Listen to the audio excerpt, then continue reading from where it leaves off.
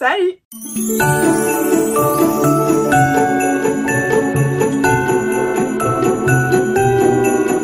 Aujourd'hui, je vous retrouve dans une vidéo que vous avez sûrement beaucoup attendue puisque je vous retrouve dans une nouvelle vidéo sur les au-pairs et plus particulièrement sur mes anecdotes en tant que au-pair. Si vous n'avez pas vu la première vidéo, je vous invite vraiment à aller la voir, je mettrai le lien en barre d'infos. C'est vraiment sur toute mon expérience en tant qu'au-pair et pourtant j'ai fait que quelques mois mais il y avait beaucoup à dire. Aujourd'hui, je vous retrouve sur des petits points drôles, entre guillemets, du mot aujourd'hui, j'en rigole et j'espère que cette vidéo va vous plaire. Pour cette toute première anecdote, je vous propose de retourner il y a 4 ans en arrière.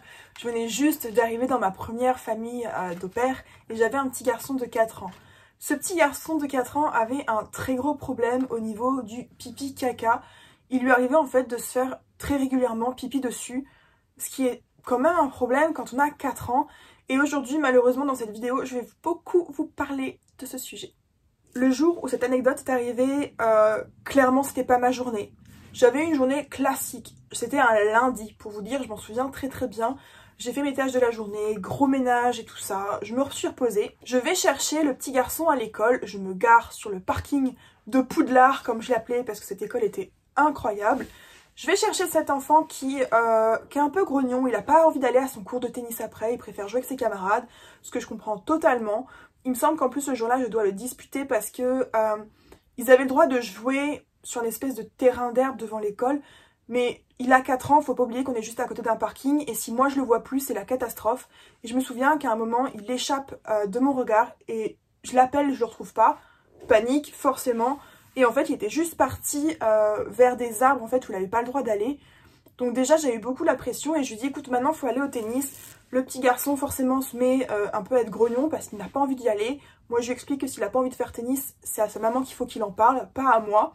Je le mets en voiture et au moment de démarrer, la voiture ne démarre pas. Il me semble que ça faisait 2 mois, à peu près, que j'étais chez eux. Et je me suis dit, oh là là, la grosse cata, la voiture ne démarre pas. En plus, à ce moment-là, mon vocabulaire anglais, on va pas se mentir, il était nul. Donc, allez savoir comment faire pour expliquer que vous avez eu un breakdown, la voiture elle marche plus, qu'elle démarre plus, qu'il y a quelque chose qui va pas. Je commence à sortir de la voiture, paniquée, parce que je me dis, génial, on va être en retard au cours de tennis. Je sais pas quoi faire, la mère évidemment, elle travaille. Du coup, ce qui se passe, c'est que par chance, une maman qui était là, bah voilà, cette petite au-pair que j'étais complètement paniquée. Je pense que j'avais les larmes aux yeux qui commençaient, je savais pas quoi faire. Elle me demande ce qui va pas et la seule chose que j'arrive à dire, c'est voiture cassée. Je ne sais plus ce que je dis. J'arrive plus ou moins au fur et à mesure à expliquer que la voiture ne redémarre pas. Je sais pas ce qui s'est passé, ça veut pas démarrer. Elle me demande les clés, elle monte dans la voiture, elle fait la conversation au petit garçon qui ne comprend pas ce qui se passe. Et en effet, en fait, il y a un problème. La voiture ne démarre pas. Donc, elle m'explique que ce n'est pas grave, que c'est juste un petit problème de voiture, que j'appelle donc ma boss, parce qu'elle a bien compris que j'étais au-pair. En Angleterre, il y a énormément d'au-pairs partout. J'appelle ma boss, je crois qu'au début, elle ne décroche même pas. Et elle me dit, bah écoute, je vais t'envoyer un taxi qui... m'emmène tout simplement au tennis. On fait le cours de tennis. Par chance, il était toujours en avance d'habitude. Donc là, il arrive pile à l'heure. C'était un garçon qui avait beaucoup de mal à se concentrer. Chaque fois, le prof devait le reprendre parce que ce petit garçon de 4 ans, il avait juste envie de s'amuser et de faire des bêtises. C'était pas très très simple. On finit le cours de tennis. Le taxi vient nous chercher. On monte dans le taxi et on rentre à la maison. Ce jour-là, encore une fois, il y a beaucoup de trafic là, de voitures partout, on prend beaucoup de temps à rentrer.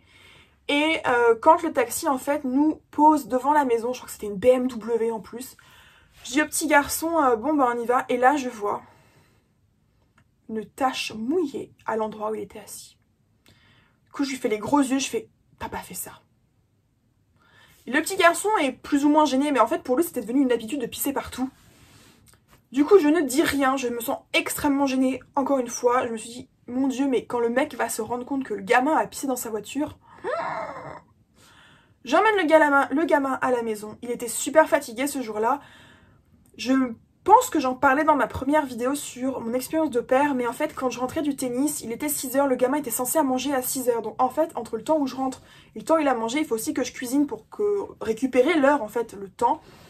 Et pendant que je cuisine, il me dit qu'il est super fatigué, donc je lui dis bah écoute, repose-toi sur le canapé, c'est pas un problème. Le gamin, il a pas envie d'être sur le canapé tout seul, il va être avec moi. Il prend un énorme coussin du canapé, du dossier en fait, en Angleterre il y a beaucoup de canapés comme ça.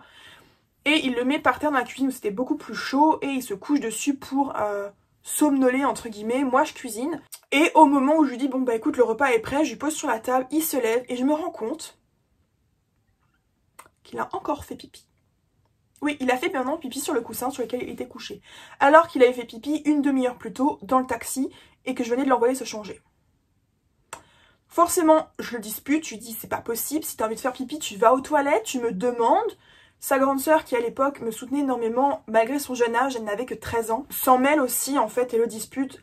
Il mange, mais au final, pendant qu'il mange, il avait beaucoup de problèmes à manger, il fallait vraiment lui lire des livres, l'occuper et tout, il était un peu un rebelle.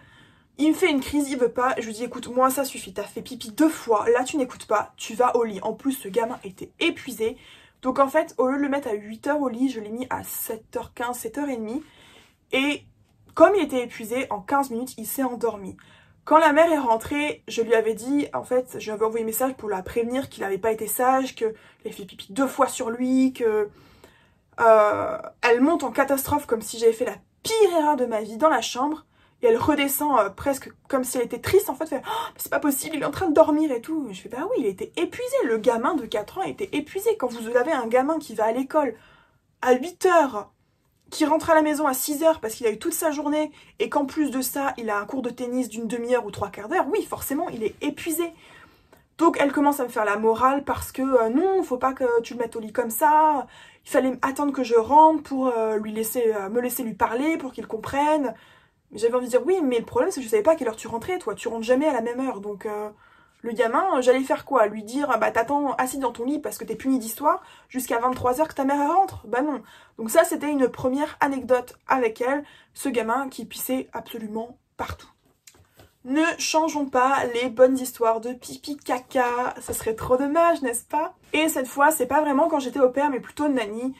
Mais j'ai envie de dire, ça revient au même, puisqu'en fait, c'est plus ou moins le même travail. Je suis avec des enfants, ça s'arrête là au niveau du sujet. Et je commence donc mon deuxième taf de nanny il y a 2 ans, avec un petit garçon de 4 ans, encore une fois, qui s'appelle Samuel, qui est russe. Et je dois lui parler en français. J'en ai déjà parlé aussi dans ma vidéo de nanny. Donc je t'invite à aller la liker. Et ce petit garçon avait... comment vous expliquer ça? C'est un petit garçon de 4 ans qui, en 6 mois, a vu ses parents divorcer, a dû changer d'école et de copains. Et en plus, il avait une nouvelle nanny et un nouvel appartement. Il était un peu perturbé, il était assez timide.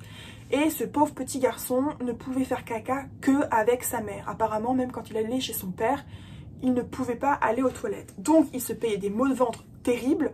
Moi-même, quand j'étais petite, je n'allais pas aux toilettes à l'école, donc j'avais des maux de ventre énormes. J'ai eu toute ma vie, en fait, des maux d'estomac à cause de ça. Et donc, je lui dis, écoute, tu as mal au ventre. En plus, il y a des moments où il avait des gaz, forcément. Va aux toilettes. J'ai pas besoin d'être à côté de toi. Si tu veux être comme un grand, tu prends des livres, n'importe, tu t'occupes aux toilettes, mais il faut que ça sorte. Bref, il a jamais voulu. Un jour, je vais le chercher à l'école, il est 3 h, on rentre à la maison. Il s'assoit sur la marche de l'escalier pour retirer ses chaussures. Moi, je sais plus ce que je vais faire. Je vais dans la cuisine me laver les mains. Et le gamin ne veut plus bouger. Il est pétrifié. Il ne bouge plus de l'escalier. Et il me dit qu'il a mal au ventre. Mais je lui dis, mais c'est pas grave, Sam. Va aux toilettes.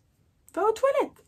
Je sais que c'est dur. Je sais que tu ne me connais pas encore beaucoup. Que c'est dur d'aller aux toilettes avec les inconnus. Mais tu peux y aller comme un grand, t'es plus un bébé, donc si tu veux y aller tout seul, c'est pas grave. Moi, je comprends, tu veux être comme un grand garçon, ok, aucun problème.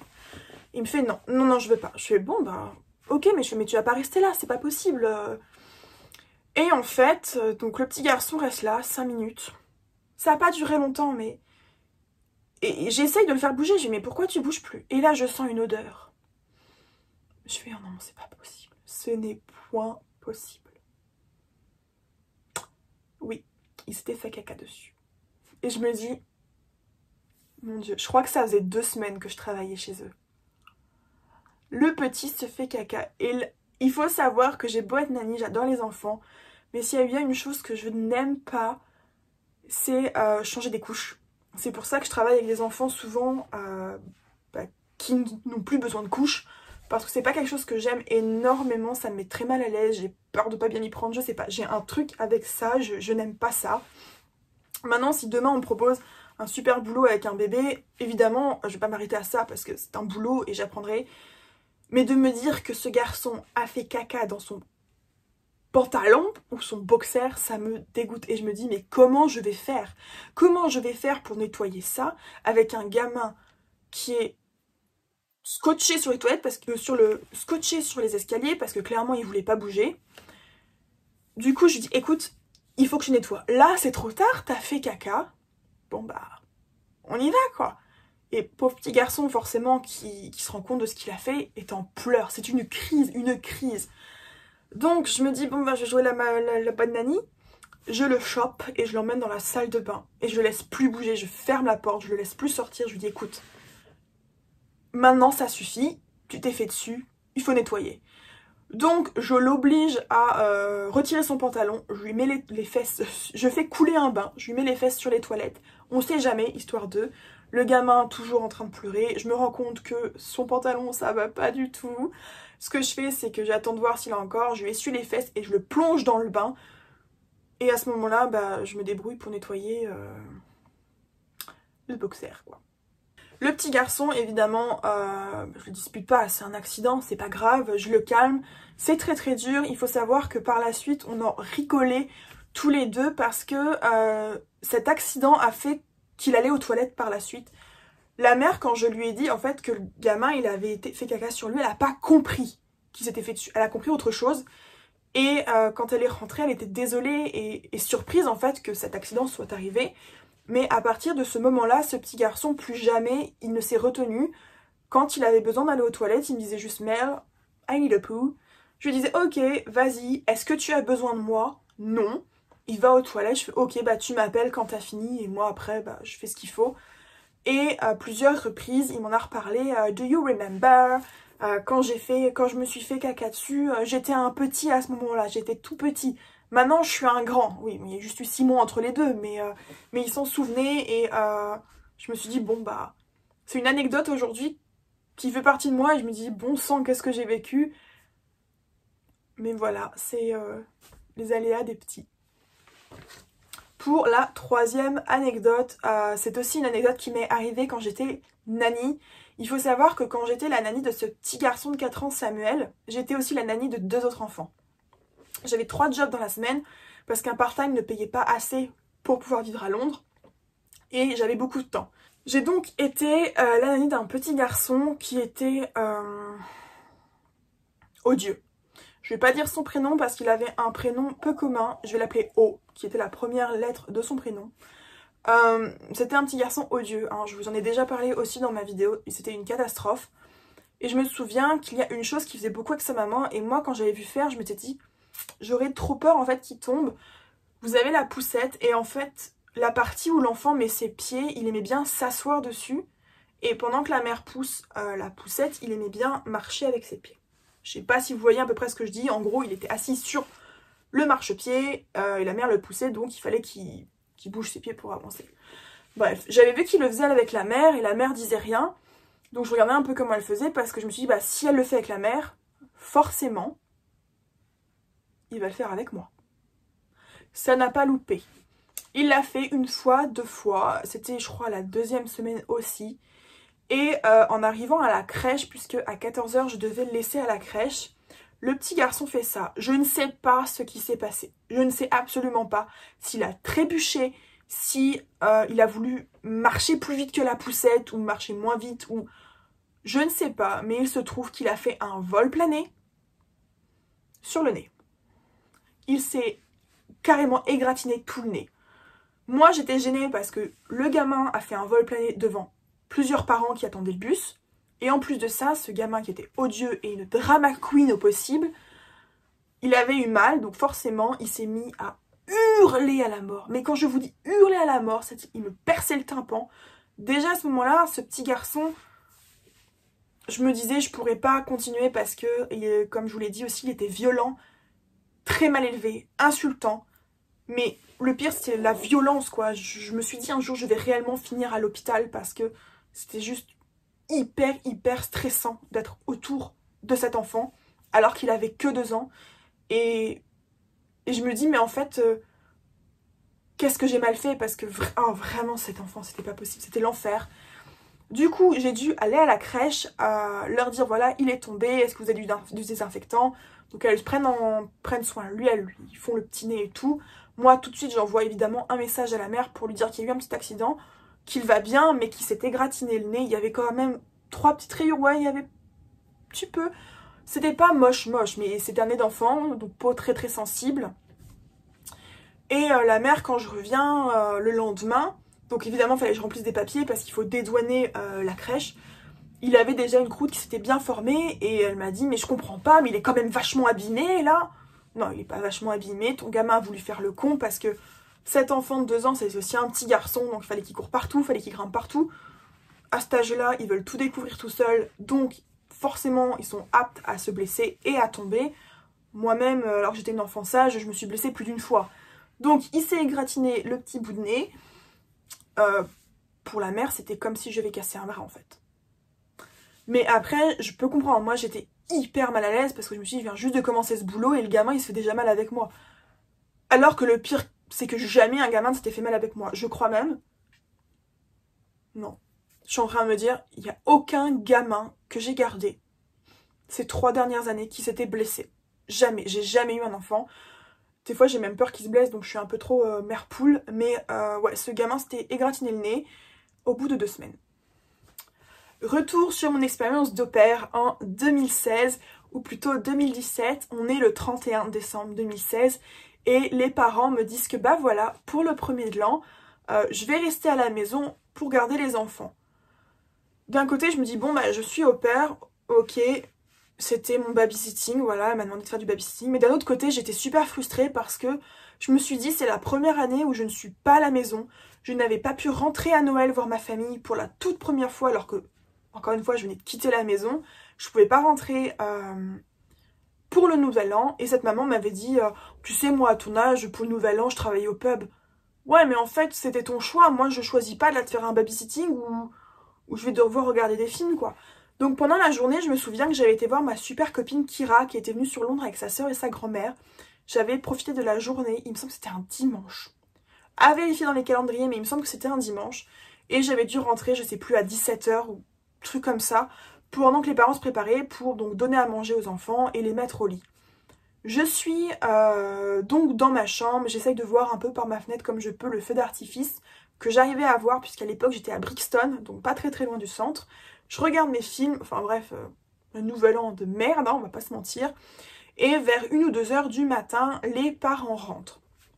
Dans cette famille, j'avais 3 enfants. J'avais un petit garçon de 7 ans, un petit garçon de 4 ans et une petite fille de 1 an et demi. Quand les parents rentrent, ils vont dans la chambre qui était juste à côté de la chambre des enfants. Et moi, à ce moment-là, j'entends un truc. Et déjà, quand ils sont rentrés, je me dis, mais ils vont réveiller les gamins. Ils étaient bourrés, mais bourrés, torchés. Ils vont réveiller les gamins. Il est 2 h du mat.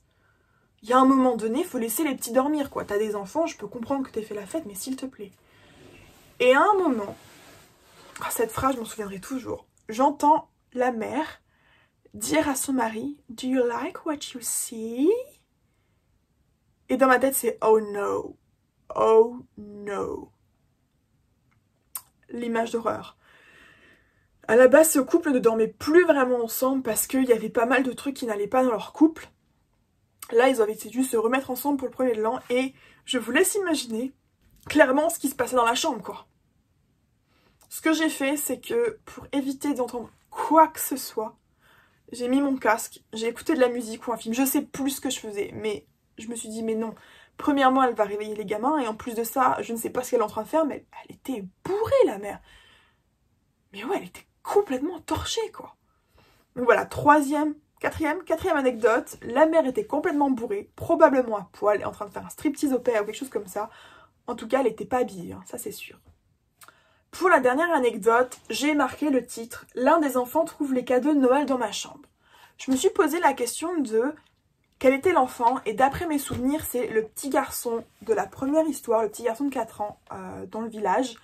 Parce que à l'époque, quand je suis arrivée en Angleterre, j'ai découvert la célèbre boutique TK Maxx, connue aux États-Unis, et vous la connaissez peut-être comme ça, TJ Maxx, qui est une merveilleuse boutique pour moi. C'est ma boutique préférée. Vous avez toutes sortes de marques, mais à prix bradé jusqu'à moins 60%. Et quand j'ai découvert cette boutique, ben, clairement, j'ai pas arrêté de faire du shopping là-bas. J'ai trouvé des trucs Victoria's Secret, j'ai trouvé du maquillage Too Faced, il y a des parfums Burberry, enfin vraiment c'est le luxe. Et forcément quand vous êtes dans un pays éloigné et que vous voulez en fait faire de plaisir à votre famille parce que vous la voyez pas, et ben j'ai commencé à faire mes cadeaux de Noël en septembre.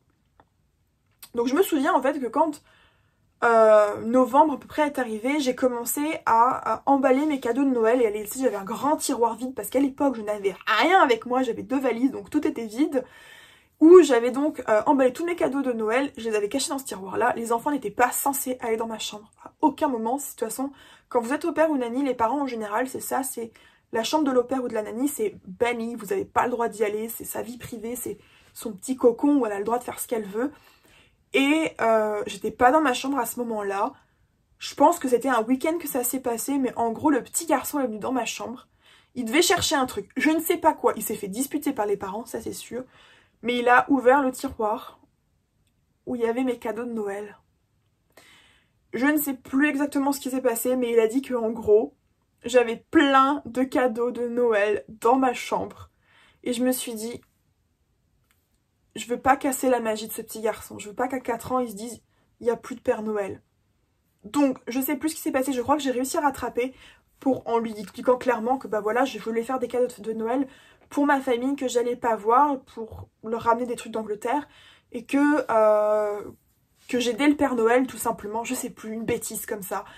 Mais ouais, j'étais un peu gênée, on va pas se mentir. En plus, je crois qu'il y avait des cadeaux pour lui qui n'étaient pas emballés. Je crois que c'est ça parce qu'il a dit à sa mère, elle va m'offrir un œuf de dinosaure. Parce qu'il y avait un œuf de dinosaure. Je vois que cette vidéo est assez longue, j'espère la couper un peu au montage. La petite anecdote que j'ai pas dite, et en fait, c'est pas une grosse anecdote, c'est juste un petit truc qui me suis revenu dans la tête, je sais pas si je parle français là. C'est que quand j'étais au pair, la toute première année en fait, je me faisais beaucoup d'œufs toast le matin. C'est un petit déjeuner en fait que je fais toujours. Et pour utiliser de l'huile, en fait, ils n'avaient pas d'huile d'olive comme ici, ils utilisaient de l'huile de coco. Et je me suis rendu compte que le goût particulier des œufs du matin avec l'huile de coco, c'était à cause de l'huile de coco. Et je me dis des fois, c'est vraiment ce souvenir-là que j'ai de là-bas. Et un jour aussi, le père mettait toujours de l'huile, de la sauce piquante sur ses œufs. J'ai voulu tester, j'ai mis la moitié de mon ongle pour 2 toasts. Hein. Ça m'a arraché la bouche. Au point où j'en pleurais. Je n'ai jamais eu aussi mal. Et j'adore tout ce qui est épicé. Mais alors, cette sauce, je sais pas d'où elle sortait, mais c'était une catastrophe. Voilà, c'était la dernière petite anecdote. J'espère que vous avez aimé cette nouvelle vidéo anecdote d'au pair, partie 1. Parce que très clairement, avec tout ce que j'ai vécu, je sais qu'il y aura d'autres anecdotes. Il faut juste qu'elles me reviennent parce que je pense que celles-ci étaient celles qui m'ont le plus marqué. Je t'invite vraiment à t'abonner, à liker la vidéo, à laisser un commentaire sur quelle anecdote tu as trouvé la plus folle et je te retrouve la semaine prochaine pour une nouvelle vidéo.